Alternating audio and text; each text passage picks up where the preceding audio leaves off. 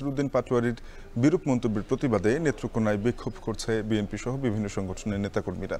এ নিয়ে আরও জানাতে শহরের বড়বাজার থেকে যুক্ত হয়েছেন রিফাত আহমেদ রাসেল। রাসেল, জানাবেন বিক্ষোভকারীরা কি দাবি করছেন?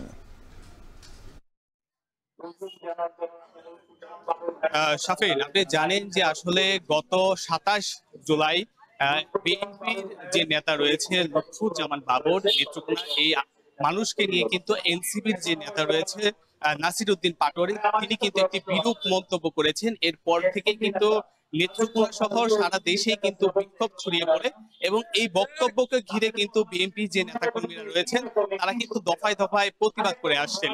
আজকে সকাল থেকে কিন্তু এই লুৎফুজ্জামান বাবরের নিজ এলাকায় এই নেত্রকোনার শহরের যে বড় বাজার রয়েছে সেখানে কিন্তু আলেম সমাজ যারা রয়েছে, বিশেষ করে খেলাফত আন্দোলনের যে আলেমরা রয়েছেন, ছাত্ররা রয়েছেন, তাদের আয়োজনে কিন্তু এই বড় বাজারে একটি বিক্ষোভ সমাবেশ আয়োজন করা হয়েছে। এখানে স্থানীয় ব্যবসায়ী থেকে শুরু করে বিএনপি নেতারাও কিন্তু এখানে যোগ দিয়েছেন এবং তারা যে দাবিটি জানাচ্ছেন যে আসলে এই যে একটি বক্তব্য দিয়েছেন, যে বক্তব্যের কোনো ভাষ্য নেই, আর এই বক্তব্যের মধ্য দিয়ে আদালতকে অবমাননার প্রশ্ন কিন্তু তারা করছেন এবং দ্রুত সময়ের মধ্যে কিন্তু এই যে নাসিরউদ্দিন পাটোয়ারির যে বক্তব্য সেই বক্তব্য কিন্তু তারা প্রত্যাহারের দাবি জানিয়েছেন।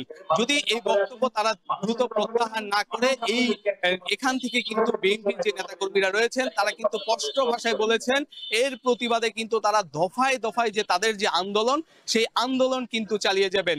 তারা কিন্তু একটি কথা শুরু থেকেই বলে আসছেন যে লুৎফুজ্জামান বাবর এই দীর্ঘ ১৭ বছর জেলে থেকে যে নির্যাতনের শিকার হয়েছে, যে রক্ত ঝরিয়েছেন, এখনকার যে আসলে এনসিপি নেতারা রয়েছেন তাদের অনেকেরই এই বয়স হয়নি বা অনেকেরই শরীরে এই রক্ত নেই। তাই এই সকল বক্তব্য দেওয়ার আগে এনসিপি নেতাদের আরো সতর্ক হওয়ার আহ্বান জানিয়েছেন কিন্তু বিএনপির এনসিপির নেতাকর্মীরা। এর আগে কক্সবাজারে বিএনপির আরেক নেতাকে নিয়েও যে বক্তব্য দিয়েছেন সেই বক্তব্যের প্রতিবাদও কিন্তু এখান থেকে জানিয়েছেন। তাই বিএনপির নেতাকর্মীরা যেমনটা বলছেন যে যে কোনো বক্তব্য দেওয়ার আগে, বিশেষ করে বিএনপির কোন নেতাকর্মীকে বক্তব্য দেওয়ার আগে সেই বিষয়টি যেন তারা মাথায় রাখে। তো এই ছিল আমার কাছে নেত্রকোনা থেকে বিক্ষোভ সমাবেশের সর্বশেষ।